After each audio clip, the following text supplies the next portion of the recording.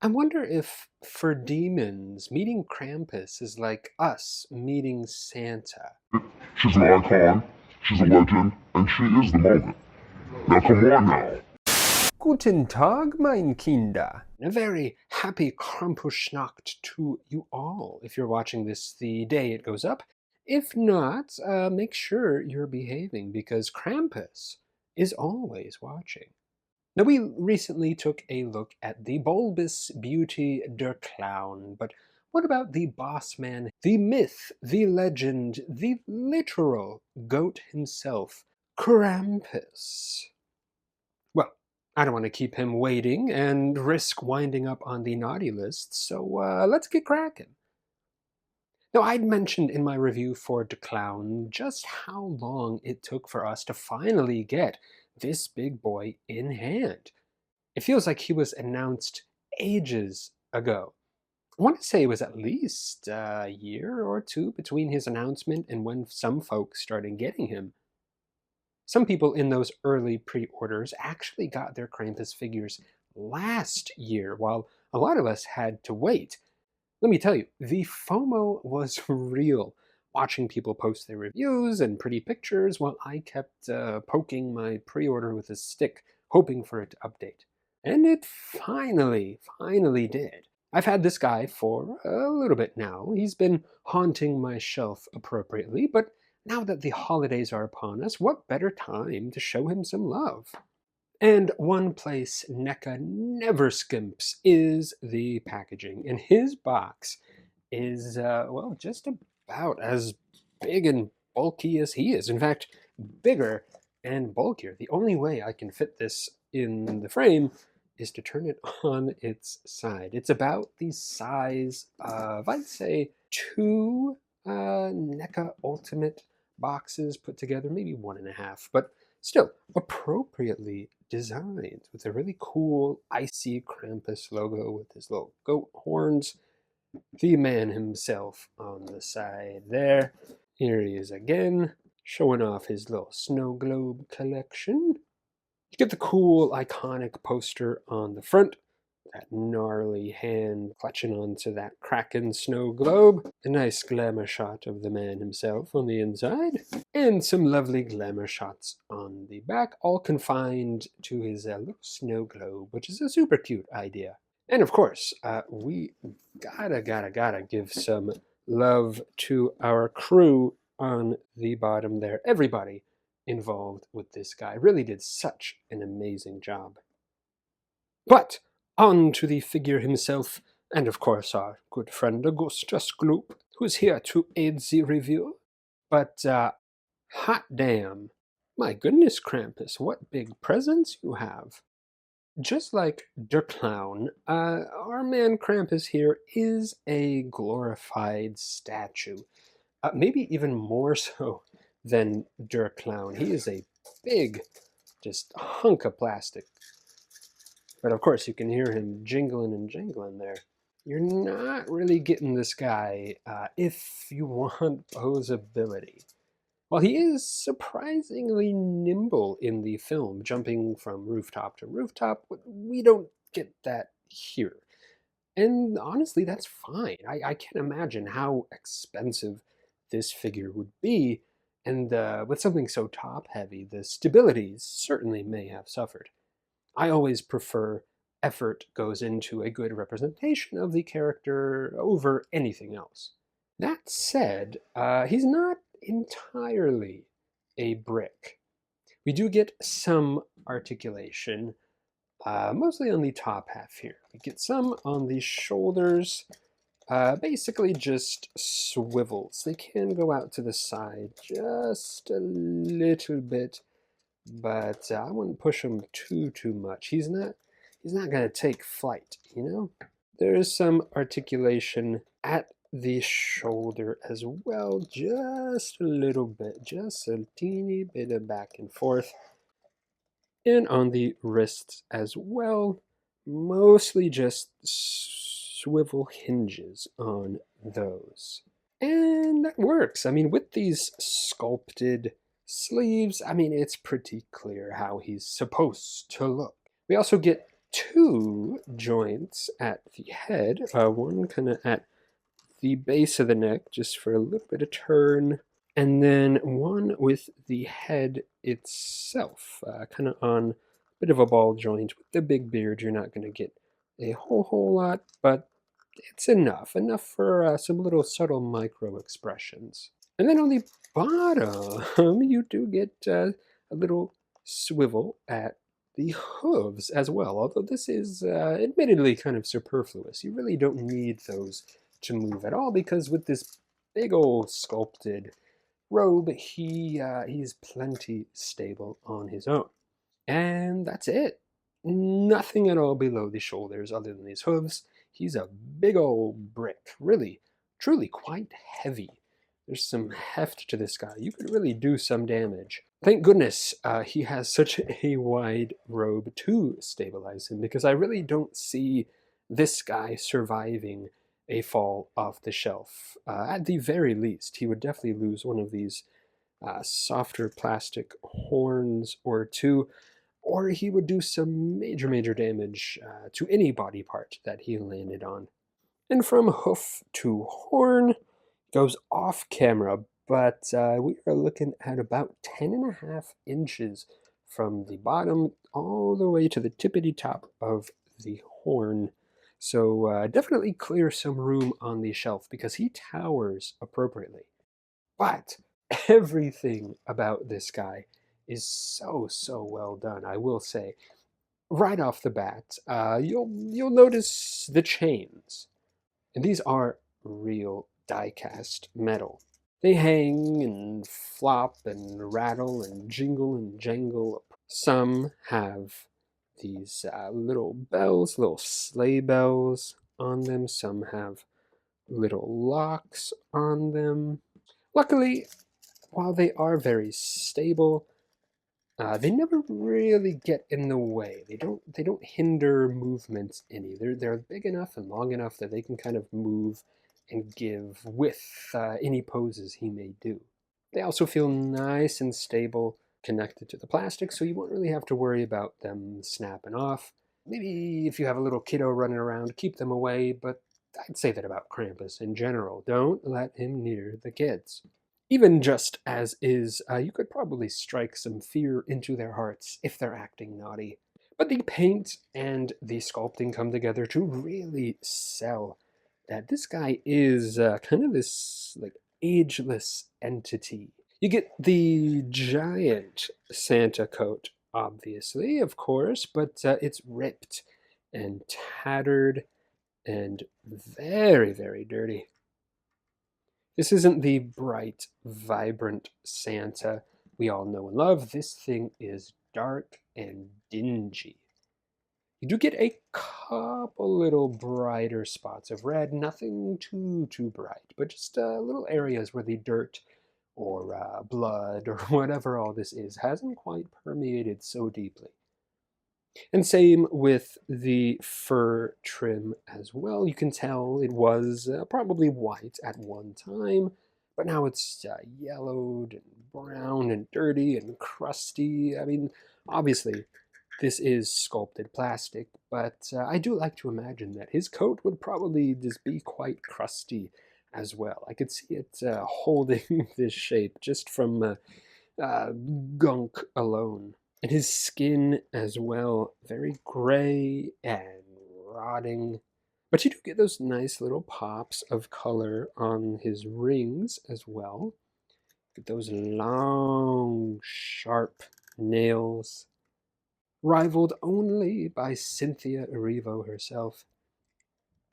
And I will say one thing I never really noticed until this figure is the face. Since you don't really ever get a super clear look at him in the movie, and when you do, it isn't very bright. I never really realized that this is a mask. I kind of just figured it was his face, a weird, like, creepy face, but no. This sells it, since you can really, once you get up close, kind of see the skin drooping around the eyes and see even more skin behind it. You can see the skin drooping around the eyelids and the crookedness of the mouth, which makes me wonder, did Krampus just like kill Santa, steal his skin and his robes, and say, F them kids? Because that's kind of what it seems like. Which really just makes me like the character even more, honestly. What a freaking creepy, yet radical idea for a character. The teeth, I'd imagine, would probably be Santa's as well, but maybe it's his goat teeth.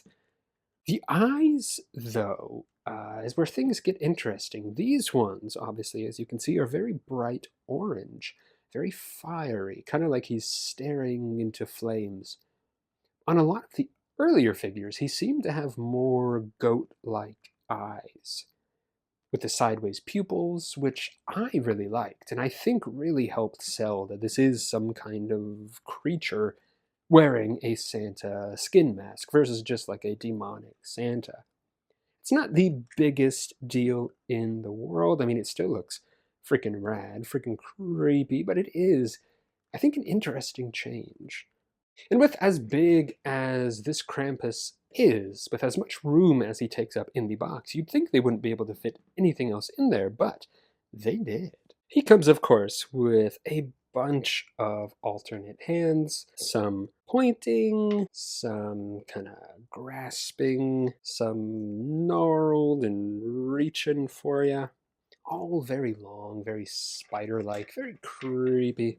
The two I have with him, I feel, are the ones kind of most closely associated with the character. Him grasping the snow globe like he does in the poster, and him pointing, as is another iconic shot from the movie. But that's not all.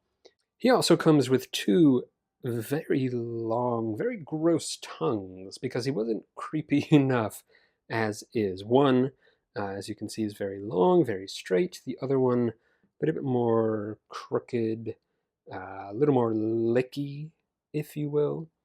They're both a little bit difficult to get into his mouth. They do sit well enough once you do, but you really have to kind of force them past the teeth.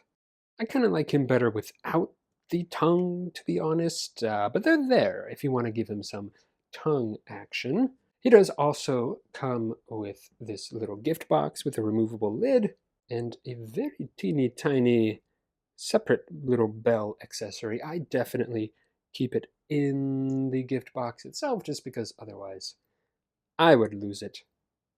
And if you are so inclined, he does come with that same little jingle bell, but this one wrapped up a little bit more. And then, of course, one of his iconic little snow globes. We like a man who has a hobby, who collects things, who knows what poor souls are trapped in this little one. And, he's gotta be holding it. It fits really nicely into either one of the graspy palms. Maybe they could have thrown in like a little frost effect on this one, but you do get the little air bubble effect on top there, which is a very nice touch. And then he also comes with a whole heckin' lot of bits and bowels, which obviously I have yet to put on him. I don't entirely know if it really matters where each one goes, but there are instructions actually for placing all of the bits and bubbles and chains and everything. And because I do enjoy me some screen accuracy, I'm going to give it a try. Excuse me for a moment while I mess with my bits and bobbles. And here we have our spruced up Krampus. Anywhere else, a spruced up Krampus would cost you extra, but I'm giving it to you for free, baby. Now, it wasn't the easiest to figure out what they meant with some of these placements exactly. I don't know, maybe I'm just a little slow. Usually I like pictures while I read, but this time it was a little confusing to have pictures. Still, I dressed him up as best I could, and I think it does spruce up the figure. For the most part, it is very subtle, other than like just the clear bones here, you're not going to see much of it, just for some little pops of white here and there. I think what was tripping me up was when you take the little bits and baubles out of the packaging, because of the paint, the little hook is kind of fixed close on some of them where the paint dried. So you do have to break the paint off a little bit just to open up the hook. And from there, honestly, you can kind of place them wherever you like. Just hook them on some of the chains. I might honestly suggest, once you get them into a place that you like, maybe just drop a little bit of glue either onto the chain or onto the little hook just to keep them there. I can definitely see some of these falling off easily. Some of the tiny little bells, especially as I was moving them along, did kind of pop off, and those will be gone in a second if you're not careful. So just take your time with that part. Drop a little bit of glue, and I think you should be good. He's obviously looks really heckin' cool without those little bits, but it really does, I think, give him that extra little oomph factor. I would assume that these are supposed to be like little bones, little trinkets, maybe from some of his past victims. Because he's a nostalgic guy, Krampus. He wants some little mementos of all his old friends. Yeah, aside from, keeping their souls inside of a snow globe. But I like it. It's and with the bells and everything, it's kind of like he scrounged up just like whatever little Christmassy things he can find to kind of sell the Santa disguise. The lore is up to you to decide. Either way, I like him a lot. All in all, this is one monstrous, literally and figuratively, figure. Not for everyone, of course. I can see some folks wanting to display this bad boy only around Christmas time, and that's fine. But for me, he is staying on the horror shelf year round. He's certainly spooky enough to. While he does lack articulation, I think more than enough effort went into everything else: the sculpt, the paint, the accessories. Really, the only thing he's missing is a big old bag or a sleigh or something. Just be careful he doesn't get knocked over, lest he do some damage to himself, or more likely to you. This truly is one of the coolest figures I have seen in a long, long time, and I am so stoked to finally have it in my collection after a long wait. I guess I was on the nice list after all. I am going to give Krampus a 9.5 out of 10. He is so, so close to perfect, in my opinion. I don't really know what else I'd add to him, to be honest. Maybe like a snow effect. I might try and give him a little dry brushing effect or something. But I can see and understand why some folks would have their little nitpicks with him. But in my opinion, I'm sorry, guys, but I gotta say it. NECA really did put their whole entire Krampusy into this figure. And now that we have Krampus and Der Clown, we need more minions. NECA did tease that creature pack way back when, and we haven't heard anything else about it. I truly, truly hope it didn't get cancelled. I'd love to get it and some of Krampus's elves on the shelf as well, maybe next year for Christmas, if everybody can promise to be on the nice list. I think the only way to make this guy even cooler, to give him more demonic drip, is just to surround him with some more minions. But even if these are the only two Krampus movie figures we ever get, it is a great representation of a really cool design and one of my favorite guilty pleasure holiday horror films. But let me know what you think down below. Did you pick either of these guys up? Are they staying on your shelves year round or just around the holidays? And what other monsters from the film would you like to see? Thank you so, so much for watching, you guys. I really do appreciate it. I will be back soon with more creepy collection content. But in the meantime, don't forget, stay spooky and stay nice. lest Krampus come visit you.